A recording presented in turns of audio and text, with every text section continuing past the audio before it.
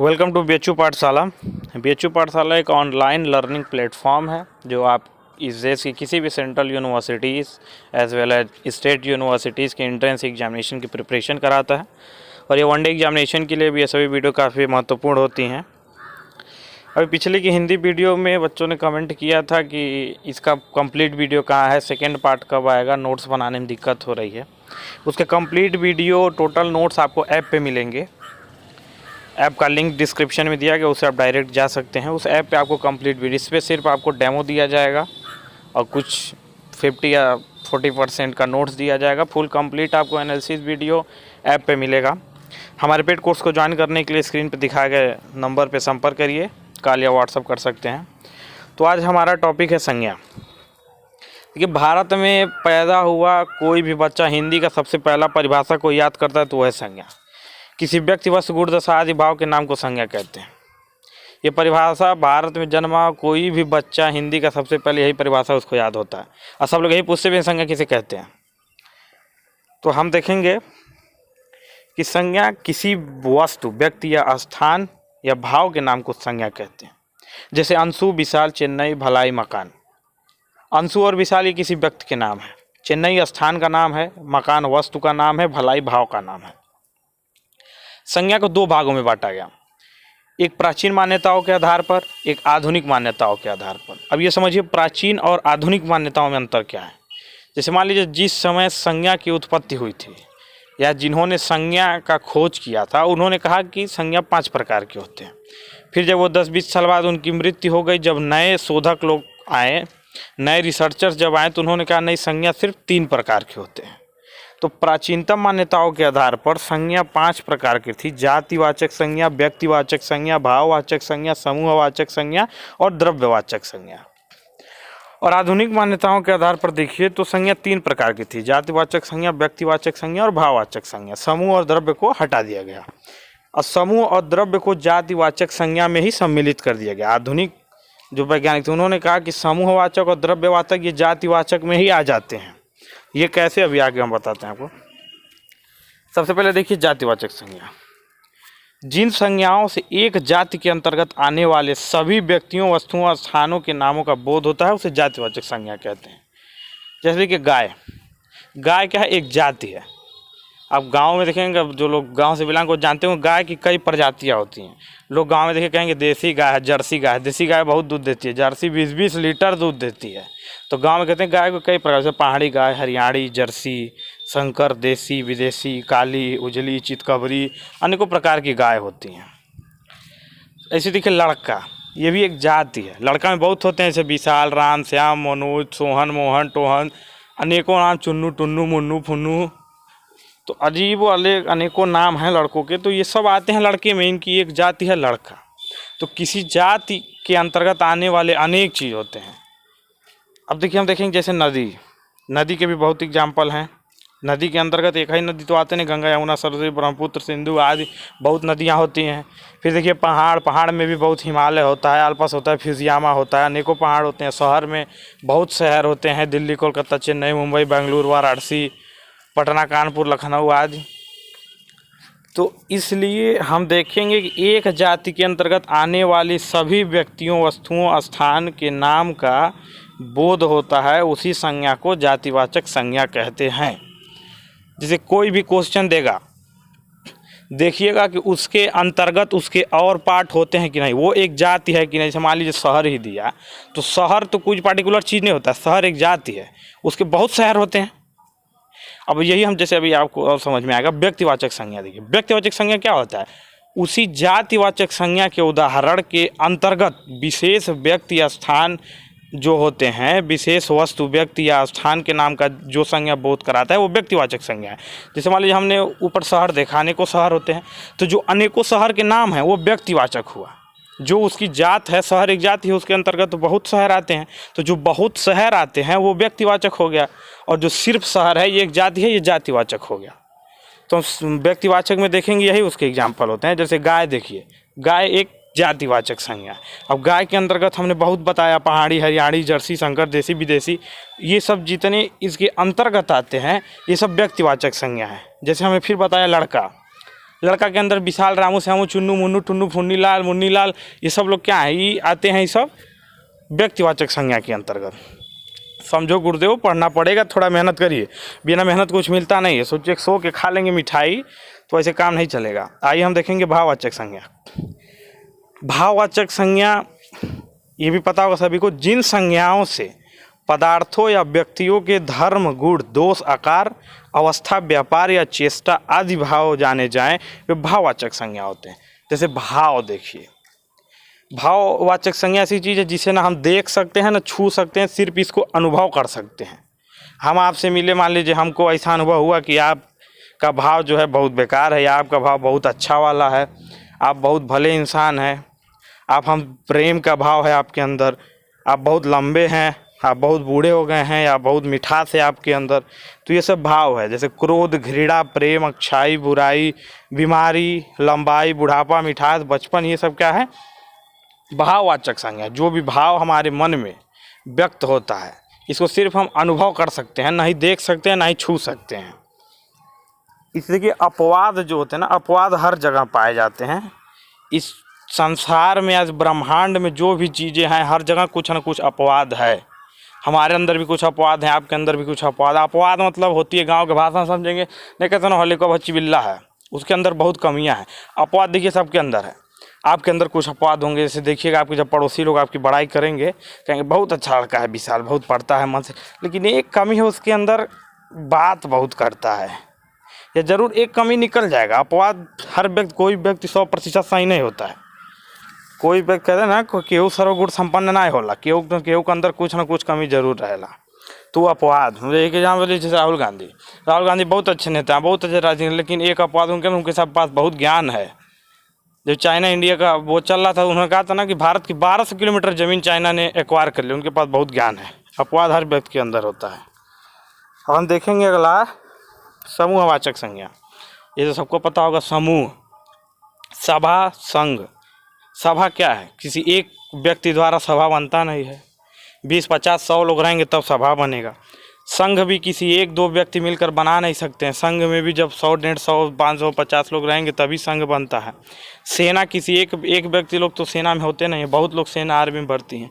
तो जो भी चीज़ कई लोगों से मिलकर बना है, अ ग्रुप ऑफ पीपुल्स और the things is known as समूहवाचक। फिर हम इसके एग्जाम्पल देख लीजिए आप लोग, गुच्छा, गिरोह, झुंड, वर्ग, परिवार आदि समूह को प्रकट करने वाली संज्ञाएं समूहवाचक संज्ञा कही जाती हैं। अब देखिए द्रव्यवाचक संज्ञा, हमने सब वो पढ़ाया, तो इसमें आपने देखा, मैंने एग्जाम्पल दिया जैसे सेना।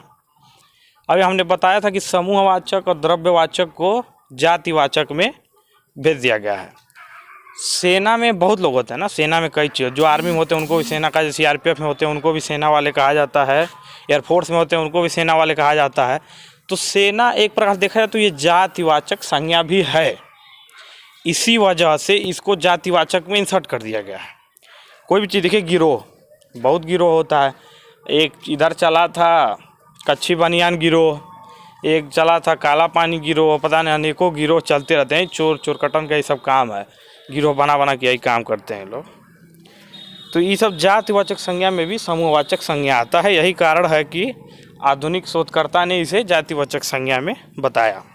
आगे हम देखें द्रव्यवाचक संज्ञा। द्रव्यवाचक संज्ञा जरा ध्यान से देखिएगा कि जिन संज्ञाओं में, नोट्स बनाइए, ठोस, तरल पदार्थ, धातु, अधातु आदि का बोध हो, उन्हें द्रव्यवाचक संज्ञा कहते हैं।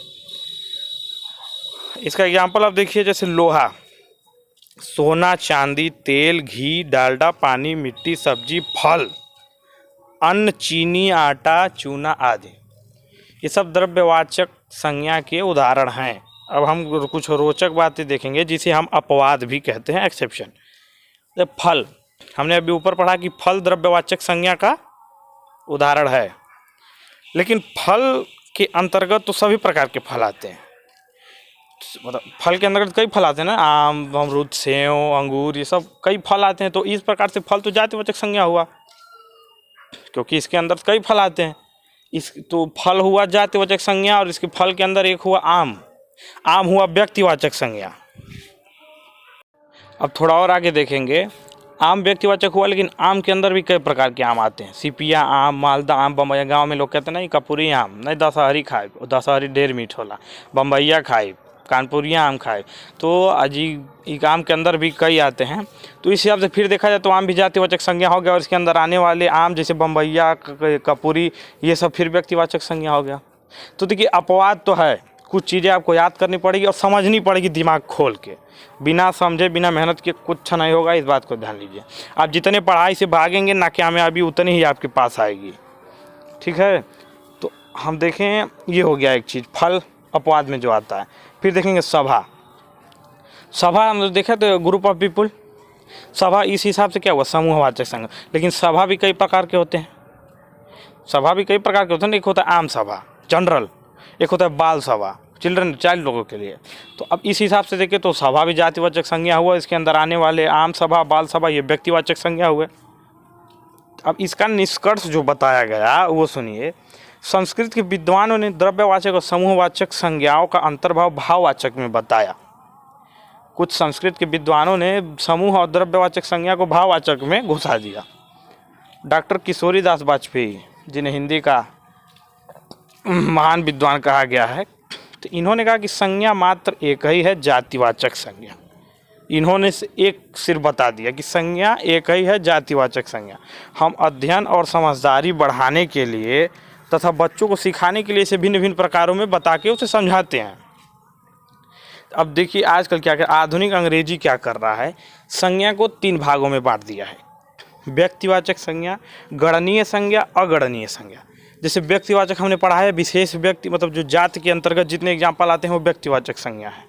अब काउंटेबल, अनकाउंटेबल। काउंटेबल मतलब जिसे हम गिन सकते हैं, जैसे अंगूर का गुच्छा, इसे हम गिन सकते हैं कितने अंगूर हैं, 1 दर्जन केला हुआ तो ये समूहवाचक, लेकिन उसे गिन सकते हैं तो ये काउंटेबल में आ गया। अनकाउंटेबल पानी, दूध, मरकरी, कोई चीज़, इसे हम नहीं गिन सकते हैं तो ये अनकाउंटेबल में आ गया। ये अंग्रेजी, आधुनिक अंग्रेजी भाषा में इसका उपयोग किया जा रहा है। कुछ चीज़ें हम आपको बताते हैं, जैसे एक आप एग्जाम्पल लीजिए, जैसे वह अच्छा लड़का है। यहाँ पे अच्छा क्या है, अच्छा है विशेषण। अब इसी अच्छा से एक और एग्जाम्पल लीजिए, वह लड़का अच्छा गाता है। यहाँ पे अच्छा क्या होगा, क्रिया विशेषण। ध्यान दीजिएगा गुरुदेव, ध्यान दीजिए। अब तीसरा होगा तुम सारे ही आए, अच्छे कहाँ रह गए। अब यहाँ पे अच्छे किसी नाम से संबंध रख रहा है, तो यहाँ पे अच्छे क्या हो गया, सर्वनाम हो गया, जो संज्ञा की विशेषता बताता है। ध्यान दीजिएगा। अब हम चौथा देखते हैं, अच्छों को जाने दो। यहाँ पे अच्छों क्या हो गया, ये संज्ञा हो गया। तो हमने देखा कि एक ही पद अपने नाम को बदल रहा है। नामों में यह बदलाव प्रयोग के कारण हो रहा है कि कोई शब्द, देखिए हम अभी आपको बताएंगे, जातिवाचक व्यक्तिवाचक में बदल जाता है, भाववाचक जातिवाचक में बदल जाता है, अभी आगे पढ़ाएंगे। तो आप कहीं देखिएगा कि नाम में बदलाव प्रयोग के कारण हो रहा है। किसी शब्द को हम कहाँ प्रयोग कर रहे हैं, इस अनुसार हम बता सकते हैं कि उसका सही आंसर क्या हुआ। अब अच्छा हम सीधे नहीं कहते विशेषण, पहला देखिए विशेषण तो हर जगह अच्छा विशेषण ही है। अब अच्छा का प्रयोग कहाँ किया जा रहा है, उस हिसाब से हम बताएंगे कि अच्छा क्या है। दूसरे में प्रयोग किया तो क्रिया विशेषण बता रहा है। तीसरे में हमने ऐसा प्रयोग किया कि वो सर्वनाम है। चौथे में ऐसा प्रयोग किया कि वो संज्ञा है। तो गुरुदेव मन खोल के पढ़िए, बिना पढ़े कुछ नहीं मिलेगा, कुछ नहीं, 0 हो जाएंगे एकदम भेली। हम अब समझेंगे कि जातिवाचक से व्यक्तिवाचक में कैसे शब्द बदल जाते हैं प्रयोग के अनुसार। अब जैसे हमने देखा गांधी जी को राष्ट्रपिता कहा गया है, तो गांधी जी को राष्ट्रपिता कहा गया, यहाँ गांधी क्या है बताइए, गांधी क्या है, गांधी जातिवाचक संज्ञा है, क्योंकि हमने ये तो नहीं कहा ना महात्मा गांधी। गांधी के अंदर बहुत लोग आते हैं, करमचंद गांधी, महात्मा गांधी, इंदिरा गांधी, सबसे महान व्यक्ति देखिए राहुल गांधी, अथाह ज्ञान है, उनके पास 1200 किलोमीटर एक्वायर करवाए थे चाइना द्वारा। इंदिरा गांधी, फिरोज गांधी, राजीव गांधी, संजय गांधी, मेनका गांधी, सोनिया गांधी, वरुण गांधी आदि। तो इस हिसाब से तो गांधी क्या हुआ, जातिवाचक संज्ञा हुआ। लेकिन यहाँ पे गांधी व्यक्तिवाचक है। क्यों व्यक्तिवाचक है, हम राष्ट्रपिता देखेंगे। राहुल गांधी तो राष्ट्रपिता नहीं ना है, और ना ही हो सकते हैं।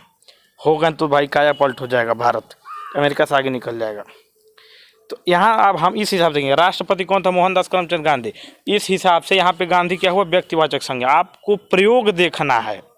फिर हम दूसरा एग्जाम्पल देखें, मेरे दादाजी पूरी यात्रा पर निकले। पूरी भी हो गया आपका जातिवाचक संज्ञा। काहे कि पूरी एक नहीं है, जगन्नाथपुरी है, पावापुरी है, अलकापुरी है और बहुत पूरी होंगे, आने को हज़ारों गांव होंगे जिनका नाम में पूरी आता होगा। हम देखेंगे यात्रा पर गए, जाया जाता है जगन्नाथपुरी पे, तो इसलिए हम यहाँ पूरी को व्यक्तिवाचक कहें, क्योंकि हर जगह हर पूरी पे हम यात्रा के लिए नहीं जाते हैं। फिर एक एग्जाम्पल हम देखें कि गोस्वामी जी ने रामचरितमानस की रचना अवधी भाषा में की। गोस्वामी भी बहुत लोग हैं, गौरव गोस्वामी, विशाल गोस्वामी, ढेकाना गोस्वामी, फलाना गोस्वामी, फलानवा गोस्वामी, अनेक गोस्वामी लोग आते हैं, लेकिन रामचरितमानस की रचना किस गोस्वामी ने की? तुलसीदास ने की। तो यहाँ हमको डायरेक्ट पता गया कि ये तुलसीदास से लिंक कर रहा है। तुलसीदास क्या है? व्यक्तिवाचक संज्ञा है, विशेष व्यक्ति हैं भाई, ये व्यक्तिवाचक संज्ञा में आ गया। ये गुरुदेव अब हम आगे देख रहे हैं, हम बता रहे हैं। अब देखेंगे व्यक्तिवाचक से जातिवाचक संज्ञा में बदलाव। देखिए कैसे बदलता है। पहले कि इस दुनिया में रावणों की कमी नहीं है। रावण क्या है? हम सिर्फ आपको रावण शब्द लिख के दे देंगे और बोलेंगे बताइए कौन सी संज्ञा है, आप सीधे लोग कहेंगे, सब लोग कहेंगे ये व्यक्तिवाचक संज्ञा है। लेकिन अगर वाक्य में दिए कि इस दुनिया में रावणों की कमी नहीं है, यहाँ रावण क्या है? यहाँ पे रावण जातिवाचक संज्ञा है, क्योंकि हमने कई रावण के अंदर कई लोगों की व्याख्या की है। रावणों की कमी नहीं है। और वैसे आज के पृथ्वी सब लोग रावण ही हैं। कौन राम है? राम का गुण है क्या किसी के अंदर? बताइए, किसके अंदर है? कमेंट करके बताइए। तो इस हिसाब से यहाँ पे रावण हो गया जातिवाचक संज्ञा। हमने उस रामायण वाले रावण से नहीं इनका संबंध जोड़ा, हमने उनका कैरेक्टर लेके बताया है कि इस दुनिया में उनसे अच्छा कोई है नहीं। इसका एक एग्जाम्पल, इस देश में हरिश्चंद्र घटते जा रहे हैं। ये घटते नहीं जा रहे, ख़त्म हो गए हैं। इसका देखिए, हरिश्चंद्र कौन थे? सबको पता होगा, कभी झूठ नहीं बोले थे अपनी ज़िंदगी में। तो इस देश में हरिश्चंद्र की संख्या घटती जा रही है। हमने डायरेक्ट हरिश्चंद्र से लिंक नहीं किया, हमने उनके कैरेक्टर को उठाया कि हरिश्चंद्र के अंदर जो गुण थे वो आज इस पृथ्वी पे व्यक्तियों के अंदर वैसे गुण खत्म होते जा रहे हैं। तो यहाँ पे हरिश्चंद्र क्या होगा? जातिवाचक संज्ञा से हम इस वाक्य को जोड़ेंगे। तो आपको वाक्य पढ़ के समझना है, उसके बाद बताना है कि कौन सी संज्ञा है। समझिए, ये अब फुल वीडियो दिए हैं, लेकिन आप बाकी हिंदी के लेक्चर के लिए फुल वीडियो आपको ऐप पे आना पड़ेगा। ऐप पे जुड़िए, इस नंबर कॉल करके पूरा वीडियो लीजिएगा, पेड सीट में ज्वाइन होके। एक देखें तो कि भाववाचक से जातिवाचक में परिवर्तन, भाव से जाति में परिवर्तन। तो एक हम देखेंगे कि उसके सपनों का सौदागर आया है। सपने, किसी हम एक पार्टिकुलर सपने की बात नहीं कर रहे हैं, किसी एक सपने की बात नहीं, उसके अनेकों सपने हैं, बहुत सपने होंगे। एक सपने की बात नहीं, उसके बहुत सपने होंगे कि अमेरिका जाएं, घूमें, टिकटॉक बनाएं, रील बनाएं, खूब नाचें, तो प्यारी दो, इस हिसाब से उसके अनेकों सपने होंगे। तो उस सपनों को सौदागर आया है। तो किसी चीज़ के अंदर जब अनेकों चीज़ आ रहे हैं, उसे जातिवाचक हो गया। किसी भी शब्द के अंदर अगर उसके अंदर और भी कई गुच्छे बनते जा रहे हैं तो वो ऊपर वाला जातिवाचक है। जैसे सपने के अंदर अनेक सपने आ गए, लड़का के अंदर अनेक लड़कों के नाम आ गए, पहाड़ के अंदर अनेक पहाड़ों के नाम आ गए, ये तो जातिवाचक संज्ञा हो गया। एक और एग्जाम्पल देखिए कि मानव के दिलों में ईर्ष्याएँ बढ़ती जा रही हैं। मानव दिलों में दूसरे के प्रति ईर्ष्या बढ़ती जा रही है। अब आपके दो दोस्त होंगे जो बीएचयू एंट्रेंस की तैयारी कर रहे होंगे, तो आपके दिल में इंटरेस्ट उससे ज़्यादा पढ़ लिया, वो कहेगा कि ये ज़्यादा पढ़ लिया। ईर्ष्या बढ़ती जा रही है। किसी के अंदर किसी को लेके पैसे की ईर्ष्या होती है, किसी के अंदर उसके अच्छेपन की ईर्ष्या होती है। तो अनेक लोगों के अंदर अनेक प्रकार की ईर्ष्याएँ होती हैं। तो इस ईर्ष्या के अंदर भी कई ईर्ष्याएँ आ गई। कुछ लोगों को लेके पैसे से जलते हैं, कुछ लोग उनकी तरक्की से जलते हैं, कुछ लोग उनके व्यवहार से जलते हैं। कई ईर्ष्या, इस हिसाब से यहाँ पे ईर्ष्या क्या होगा? जातिवाचक।